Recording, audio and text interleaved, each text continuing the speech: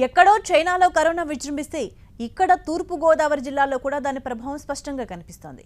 China నుంచి దిగుమతయ్యే mobile spare parts ధరలను wholesale వ్యాపారులు ఒక్కసారిగా పెంచేశారని సెల్ ఫోన్ రిపేర్ చేసుకునే వాళ్ళు ఆవేదన వ్యక్తం చేశారు.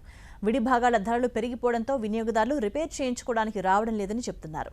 కరోనా వైరస్ కారణంగా తమ వ్యాపారం దివాళా తీస్తోందని ప్రభుత్వం ఆదుకోవాలని వేడుకుంటున్నారు. రాజులలో సెల్ కార్నర్ వ్యాపారులు సమావేశమయ్యారు.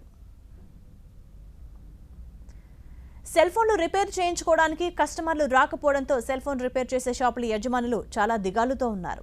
స్పేర్ పార్ట్స్ ధరలు సగానికి సగం పెరగడంతో వాళ్ళు లబోదిబోమంటున్నారు. 15 ఏళ్లుగా ఇదే పనిని నమ్ముకుని జీవిస్తున్నామని, కరోనా తమ పాలిట శాపంగా మారిందని చెప్తున్నారు.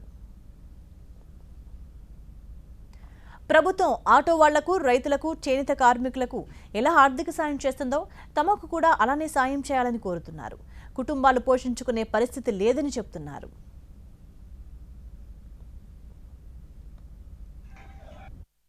చుట్టుపక్కల ఉన్నటువంటి సర్కార్ నుంచి మనం ఇవాళ ఛాంబర్ ఆఫ్ కామర్స్ ఆధ్వర్యంలో ఏర్పాటు చేసుకున్నాము. మనకి గతంలో జరిగినటువంటి ప్రాబ్లమ్స్ తెలుసు. ఈ కరోనా వైరస్ వల్ల ఉత్పత్తులన్నీ ఆగిపోయి, చైనా నుంచి వచ్చేటువంటి ఉత్పత్తులన్నీ కూడా ఆగిపోయి మనకి పూర్తిగాని. ఇది ఇలాగే ఒక మే, ఏప్రిల్, జూన్, జూలై వరకు కంటిన్యూ అవుతుంది అంటున్నారు. మరి మన ఈ సెల్ కార్నర్స్